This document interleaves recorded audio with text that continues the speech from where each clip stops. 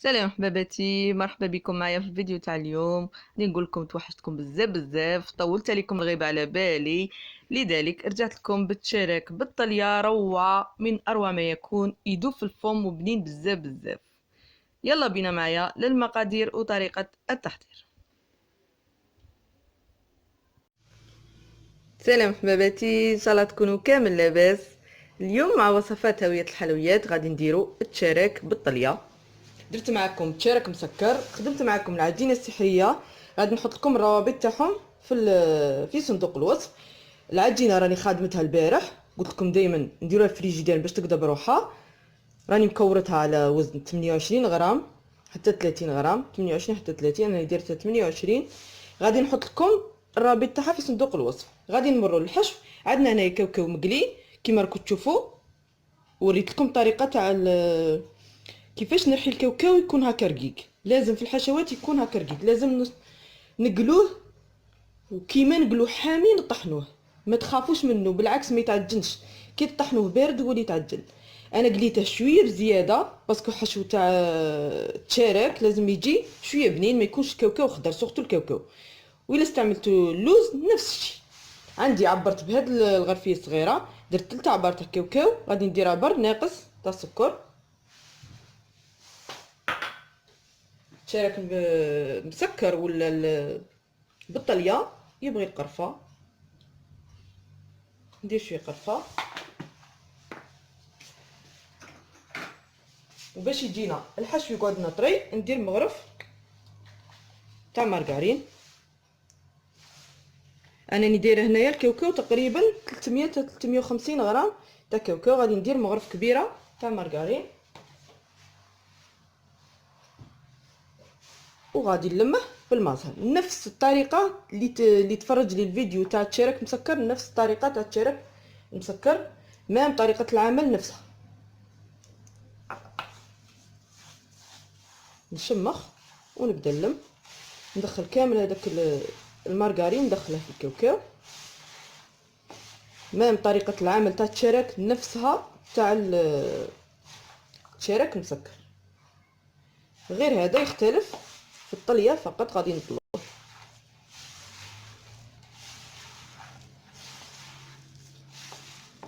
عندنا تاعي يكون شويه العقد تاعي عفوا الحشو تاعي يكون شويه طري.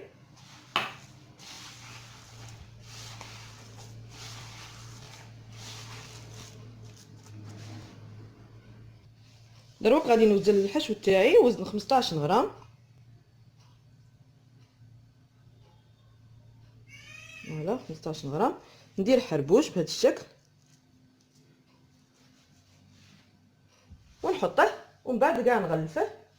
كي نكمله كامل نغلفه ونبدا نخدم بالكميه. دروك بعد ما وجدت كامل صوالحي غادي نبدا نجبد غير بحبه الفريجيدير تاع غير بالكويرات باش يساعدوني في الخدمه.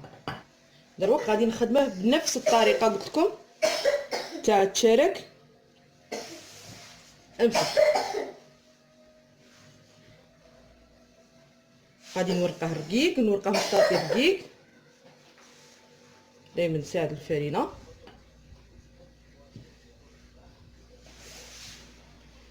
هاد الطريقه تخلي التشارك تاعنا كما قلت لكم في الفيديو السابق يعطينا واحد الفيطاج ويجي شباب. كي تحلوا الحبه تاع التشارك تاعكم تصيبوها فايتي، يعطينا توريق الحبه تاع التشارك تاعنا. نورقوها بهذا الشكل، ندي شويه من الحشو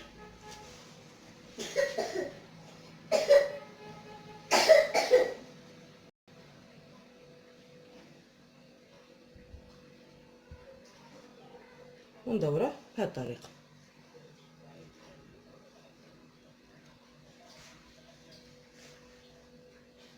نبلعه مليح من الجوانب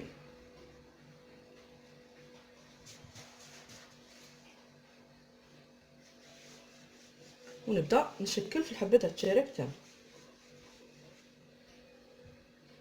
بلعها غايه باش ما ينفتحلناش. دايما الفتحه اللي بلعنا منها نحطوها هي من تحت، هاي الفتحه غادي نحطها هي من تحت بهذا الشكل. غادي نكملهم كامل بهذه الطريقه، ما نطولش عليكم الفيديو. اللي بغى يشوف الشرح مفصل يرجع للتشارك المسكر، ونحطه في البلاطو نكمله كامل ونعاودو نرجعو مع بعض. ها هو الحباباتي التشارك تاعي كاع كملته. دوك نقدر بكيردون ونتقبه زوج تقبات من الفوق باش هذاك الهواء يخرج وما يديرلناش فقاعات في التشارك ويخسر لنا الحبه. الفور تاعي راه يحمى، درته على 200 درجه ودوك نقص له على 70 درجه. التشارك ما تخلوش يطيب بزاف. التشارك اللي يقولوا كاين اللي يجربوا نفس الوصفه ومن بعد يقولوا لي جا يابس، يجي يابس باسكو تكثروا له الطياب. التشارك غير تسيبوه في الدوغي من الفوق ومن التحت سيطفوا له، باسكو مادامكم تكثروا له الطياب وهو العقده من الداخل تقساح. لاباط تقعد لكم طريه بصح العقده من الداخل تقساح. نتمنى تكونوا فهمتوني. دوك ندخله يطيب ونعاود نخرجه ونوريه لكم. دروك غادي نمروا للكلاصاج اللي غادي نكلاصو به التشارك تاعنا. عندي هنايا تقريبا باكي تاع السكر اللي توزن 700 غرام، قلعت منها غير شويه. عندي ما زهر، حليب، عندي قرصه ملون ابيض وقرصه ملون اصفر، وعندي مركز الليمون. غادي نديره بذوق الليمون وبلا كولور الصفراء. غادي ندير القرصه تاع الملون ابيض، قرصه تاع الملون اصفر. قلت لكم شحال مره علاه نديرو الملون ابيض، نديروه باش ما يتعرناش الكلاصاج تاعنا. مهما نخفوا الكلاصاج باسكو كامل الناس يبغوا الكلاصاج خفيف، ما يبغوش هذاك الكلاصاج ثقيل في الحبه تاع العريش ولا حبه تاع التشارك ولا سواء صابلي ولا اي حلوى. نبغوا داك الكلاصاج اللي يجي شويه خفيف. حنا باش ما يتعرناش نديروا الملون الابيض ما يبانش عريان. غادي ندير 4 مغارف زيت،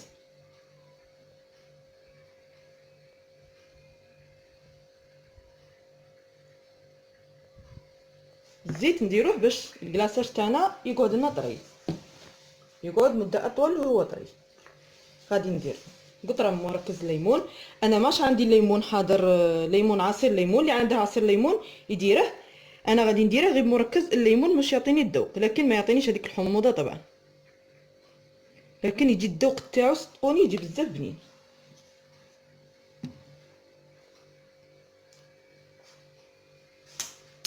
غادي نلم بالحليب،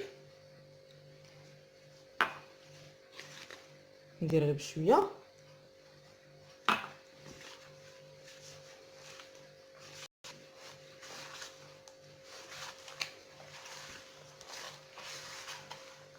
نلمها حتى تولي لي عجينه. راني دايرته معكم في الكلاصاج عده مرات.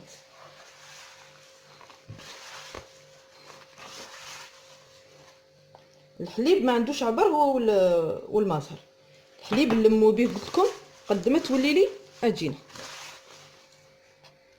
دروك بعد ما ولات لي عجينه ندلكها شويه باش هذاك الكلاصاج يجيني رطب ويقعد لي بغيون، يقعد لماع مده اطول وهو هذا الكلاصاج تاعنا يقعد لامع بلا ما نديرو له الناكري. غادي دروك نخفه بالماء الزهر. ماء الزهر ثاني قلت لكم بلا عبر قد ما يخفف لكم الكلاصاج تاعكم.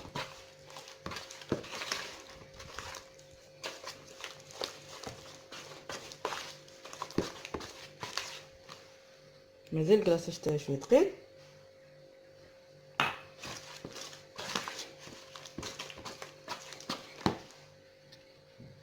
هاولا الكلاصاج تاعي دروك شوفوا كي نخدمه ما يكونش ثقيل بزاف وما يكونش خفيف كيما الماء. ودائما نجربوا الحبه الاولى ونشوفوا لا تعرات لنا ولا لا.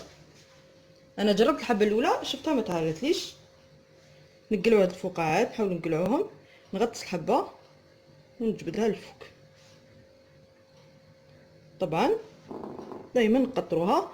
هاد الفقاعات نديرو كيردون قدامنا ونقلعوه. انا طريقتي اني نمسح الحبه ما نحطهاش هكا تقطر لي. نمسحوا الحبه تاعنا مليح باش ما يروحلناش هذاك الكلاصاج خساره باطل. الحبه نخلوها مغطيه غايه بهذا الشكل. نزيد حبه نقلعوا هذوك الفقاعات.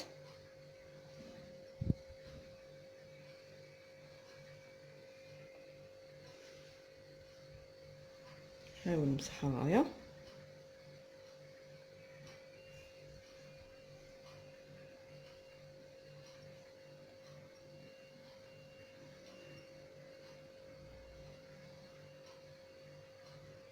فوالا نكمل كامل الحبات بهذه الطريقه ونعاودو نرجعو مع بعض. خليهم حتى ينشفوا ان شاء الله ونعاودو نرجعو للتزيين. دروك غادي نمروا حباباتي نخدموا هاد الورود اللي كنتو فيهم خدمتها. غادي نوري لكم كيفاش خدمتها.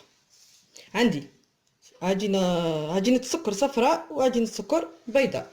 عندي هاد البول خدمت فيه هاد الورده. غادي ندي اون بول صغيره من الصفراء وندي اون بول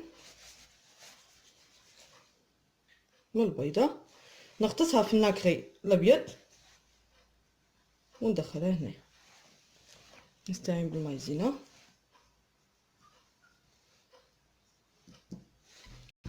نضغط عليها غايه ونخرجها تخرج لنا بهذا الشكل. كملنا مع هذه. غادي نمروا للورق. الورقه عندي عجينه السكر خضراء طليتها بالناكري في البلون، صبغتها وحدي بالصباغه ليكيد. دائما صبغوا بالصبغه ليكيد تاع القرعه، صبغ لكم غايه. وين درت المول؟ هذا المول اللي خدمت به، المول تاع الورقه. ندير الرشمه منه نقلها بهذا الشكل. نخوي على روحي نرقع شويه من هذه الجهه غير بيدي هكا. شوفوا نحاول نبسطها شويه باش نقد نحط فوقو الورده. عندي هنايا الكلاصاج اللي خدمت به في الاصفر، نحط شويه ونحط الورده اللي خدمتها هنايا تجي بهذا الشكل. نحطهم لازم ينشفوا غايه. ودروك كي ينشف الكلاصاج تاعي تاع التشارك غادي نخليه ينشف غايه ونطليه بالناكري في البلون هذا ونعاودو نرجعو مع بعض للتزيين. هاولا حباباتي التشارك تاعي في حلتي الاخيره. شوفوا كي جا شباب، جا ما شاء الله الله يبارك. انا سمحوا لي ما قديتش نقطع معكم حبه، لكن جاي يدوب في الفم لاني جاني سوسوه على حساب الطلبيه. الى عجبكم الفيديو تاع اليوم ديروا لي جيم وخلوا لي كومنتير، ومع السلامه في وصفات اخرى ان شاء الله.